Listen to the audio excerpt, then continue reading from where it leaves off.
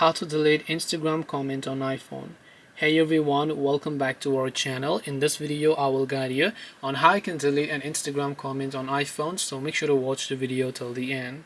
Now if you open the Instagram application and then you would like to delete a comment, there are many cases where this is applicable. So let's say you come to the search tab and then you basically find a certain thing and then you tap the comment option here and you just type in anything regarding anything. You just hit the send button. If you want to delete your own comment after commenting on a particular post, long press on the comment, and once you long press on the comment over here, as you will be able to find it, or you can simply swipe left from that comment and then from there your comment will get deleted.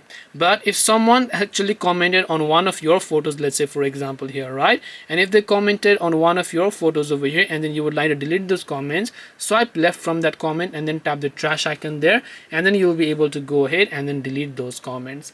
This way you can delete Instagram comments on iPhone. Hope this video was very helpful. If you have got any more questions, feel free to leave them down below. Thank you for watching till the end of this tutorial and see you soon in the next video.